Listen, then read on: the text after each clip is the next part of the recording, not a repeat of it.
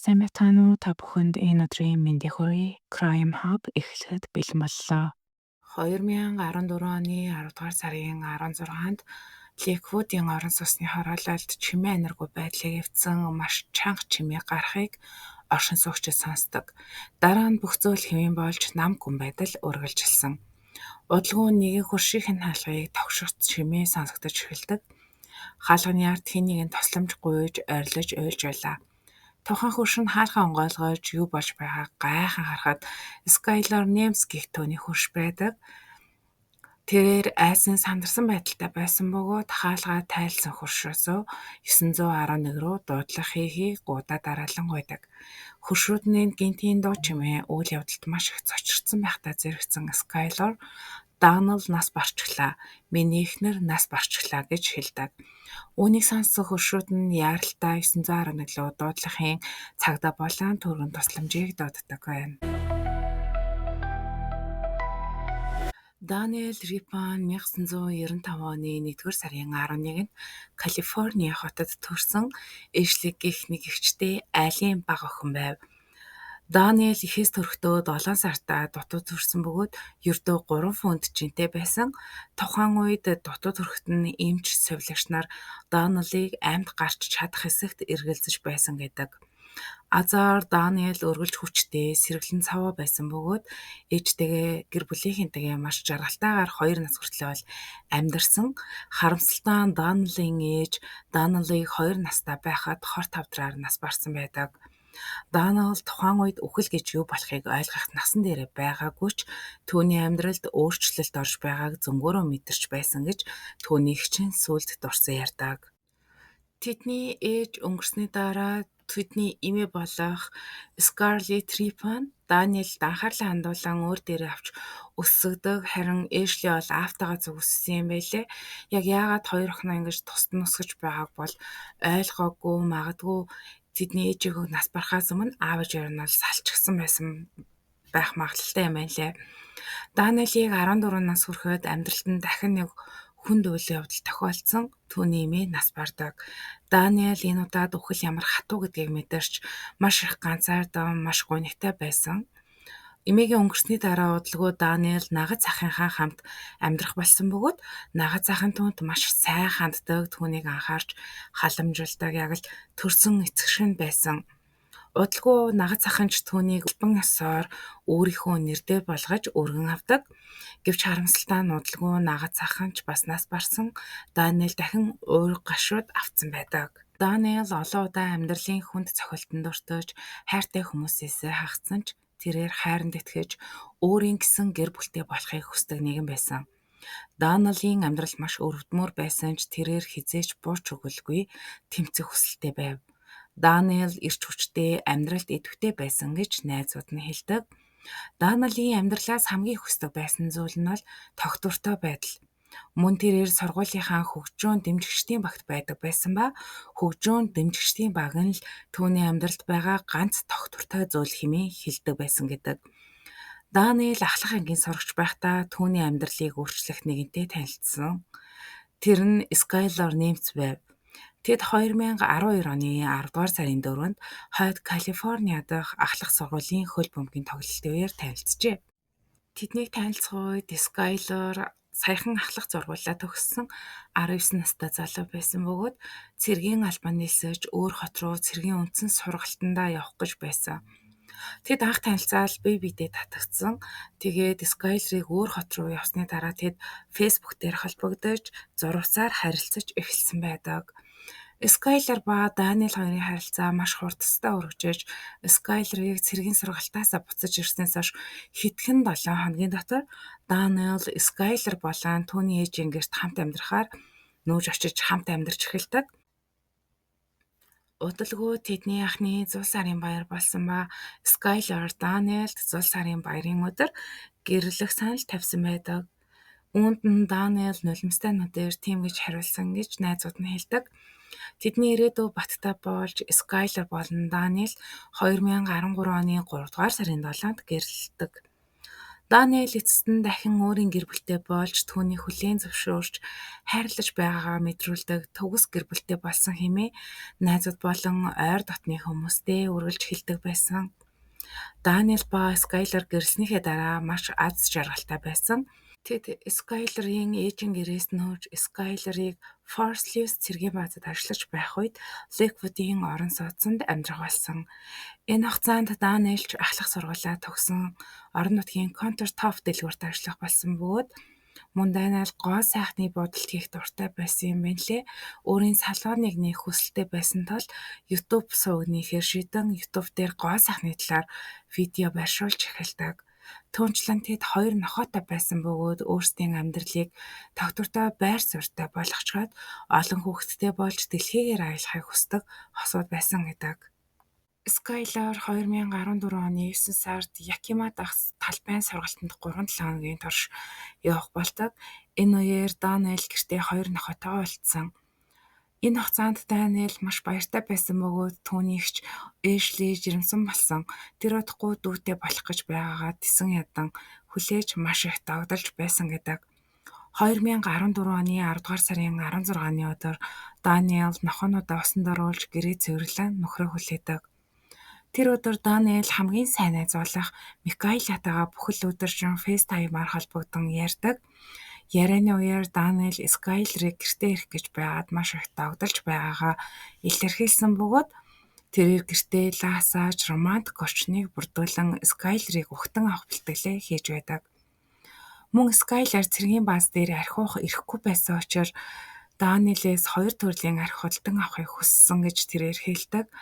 Тэднийг ярьж байх үед Скайлер гэртээ ирсэн ба тэр Даниэлийн найзтай мэдчилж бага зэргийн ярилцаж бүх зүйл хэвийн өрнөж тэд утсаа тасалдаг. Харамсалтай нь энэ нь Даниэль амьд харагдсан хамгийн сүүлийн мөч байв.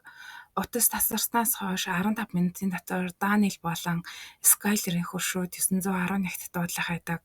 Хөршүүд хэлэхдээ Скайлерыг маш их сандарсан байна. Тэр биднээс 911-т дуудлах хийхийг гуйсан. Мөн тэд Скайлерийн гэрээс маш чанга дуу чимээ гарахыг сонссон. Скайлер миний эхнэр бууга цэвэрлэх гэж байгаад өөрийгөө буутчихлаа хэмээн хэлсэн гэдэг. Дуудлагын дагуу цагдаагийнхан болон яаралтай тусламжийн ажилтнууд тэдний гэрт орж ирээд гайхаж юу ч хэлж чадахгүй хэсэг зогсдог. Учир нь Даниэль компьютерийн ширээг цээжрээд араад унчихсан байдалтай амьсгал хураасан байв. Харин Скайлер гэртээ байхгүй байсан ба гадаа зогсоол дээр машиндаа сууж байдаг. Скайлер болон Даниэль хоёулаа буунд дуртай байсан юм байна лээ. Тэд буудлагын талбайд гараад янз бүрийн буу турших дуртай байсан бөгөөд энэ нь тэдний хувьд бараг л болцоо шиг зүйл байсан.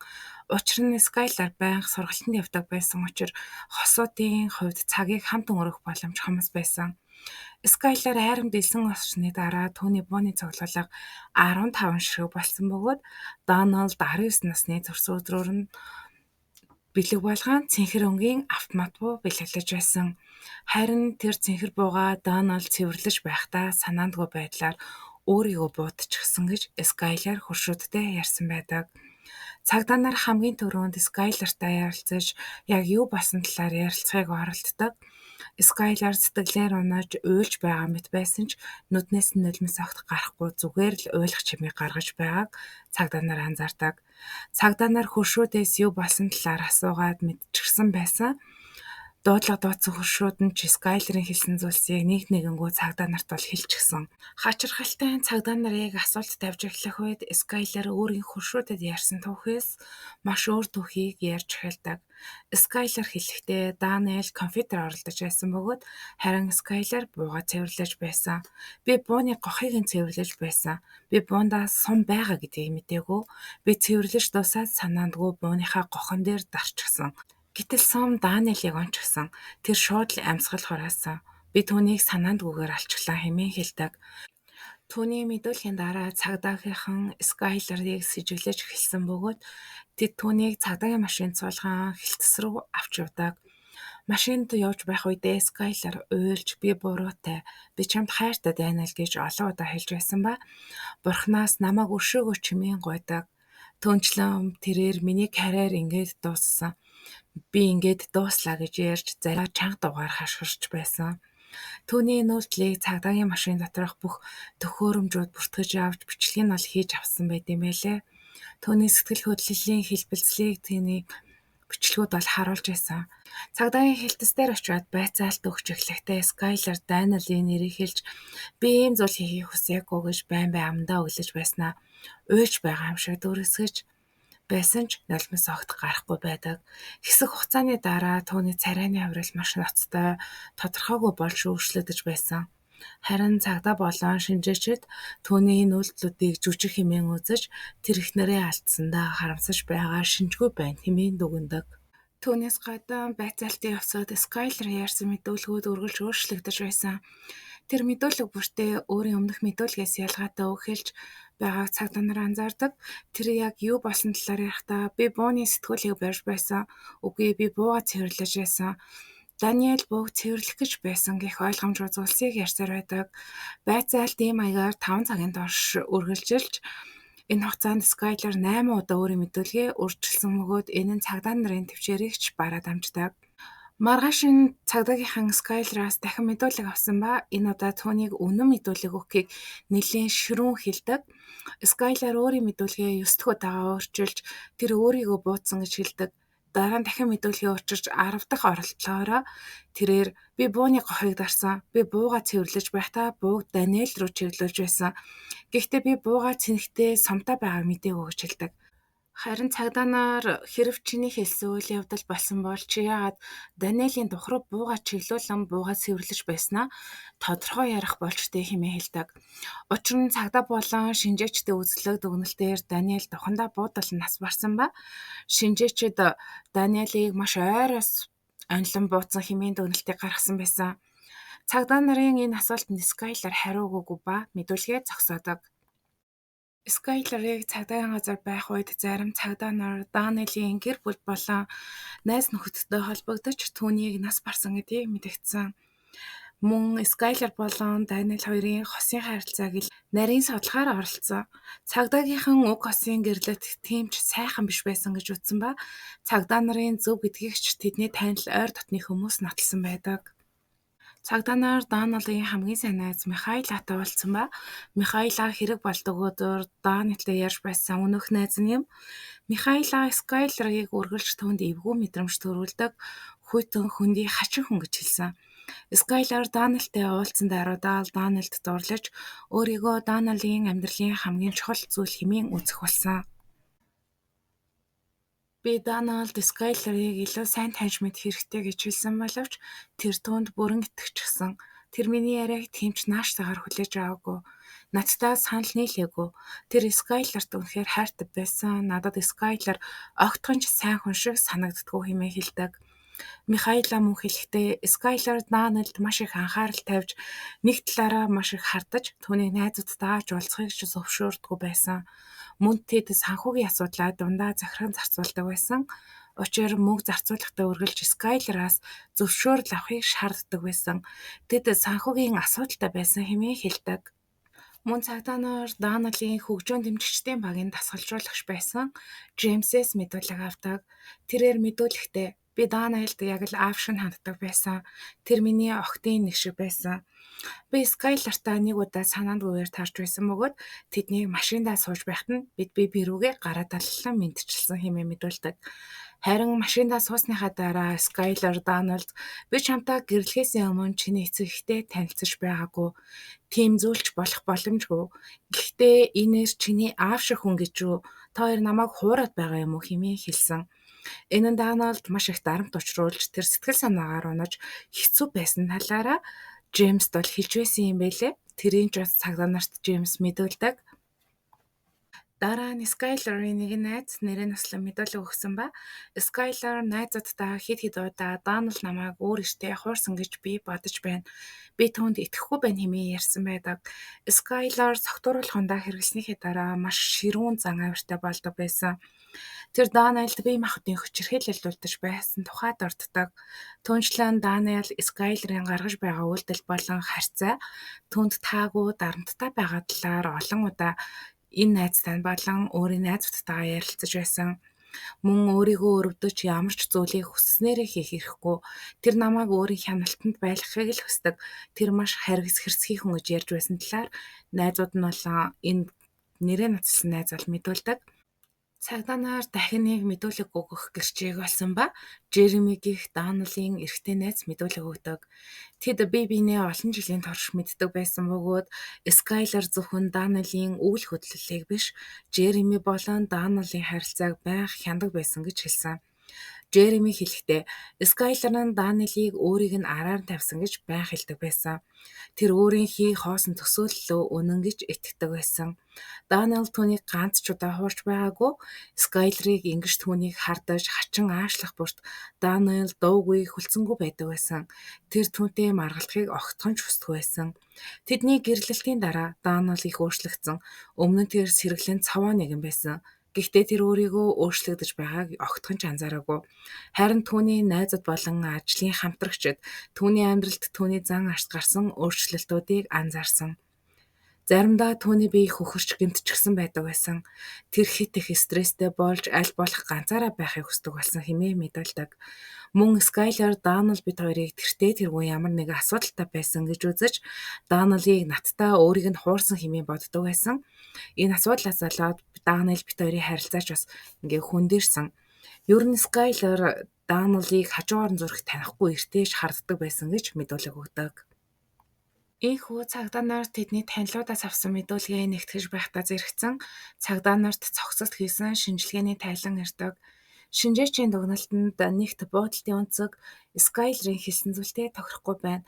Хэрэв Скайлер бууг цэвэрлэж сум алдсан бол сум бүслэхээс доош хэмээр буудагдана. Харин Даниэлийн амиа алдсан шархаас үзвэл түүнийг буудах үед буу Скайлерийн мөрний өндөрт байсан гэдгийг харуулж байна хэмээн дүнсэн байдаг. Түүнчлэн Даниэл руу бууг маш ойроос чиглүүлж буудсан гэдгийг ч бас дурдсан байдаг. Цагдаа нар Даниэл болон Скайлерийн хоорондох ууртай маргалцсан зурвсуудыг бас олсон. Тэдний харилцаа ямар аимшигтай, хортой, тогтворгүй байсан гэдгийг нь бол цагдаа нар бүр сайн мэдэж авсан. Эцэст нь цагдаа нар Скайлерыг эхнэр Даниэлийнхэн амь насыг санаатаагаар хохиросон гэж үзэн 1-р зэргийн хүн амны хэрэгээр түүнийг баривчилсан.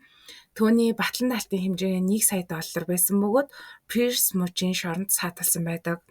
Харин Скайлер өөрийнх нь эсрэг тавьсан ялыг хүлээн зөвшөөрсөн бөгөөд шүүх хурал нь 2 жилийн дараа буюу 2016 оны 1 сарын 21-ний өдөр болсон.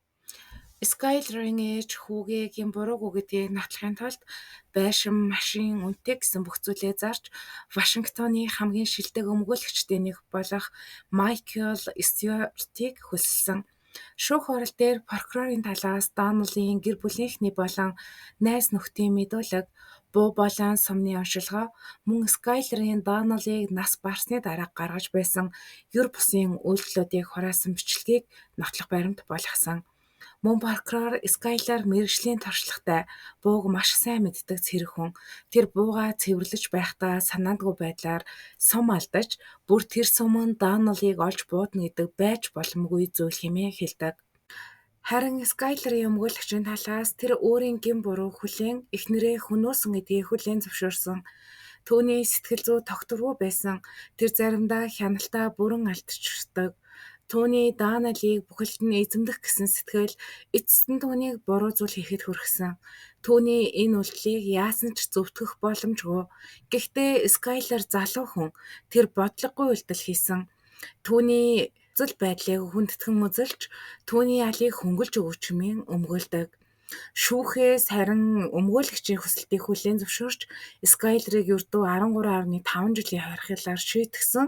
1-р зэргийн хүн амны хэрэг гэж бол авч хэлэлцээгүй. Санаандгүйгээр хүний амь насанд хаалцсан гэж бол үзсэн. Энэ шийдвэрт нь Даниэлийн гэр бүлийнхэн болон найз нөхөд маш их сэтгэл дондуур байгаа гэдгээс илэрхийлж байсан.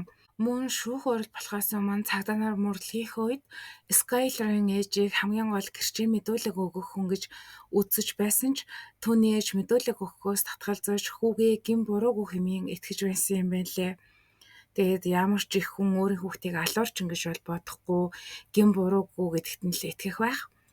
Тэгээд өнөөдрийн миний бэлдсэн хэрэг энд хүрээд дууслаа. Та энэ хэргийн талаар юу гэж бодож байна? Өөрийн бодлыг сэтгэл хэсэгтүүлтэн бусдаагаа хуваалцаарай. Мөн сувгийг минь дэмжиж өгөөрэй. Баярлалаа. Баяртай. Dream figures blur and vanish like a muted scream. Eyes in every corner, watching every move. Dark secrets hidden.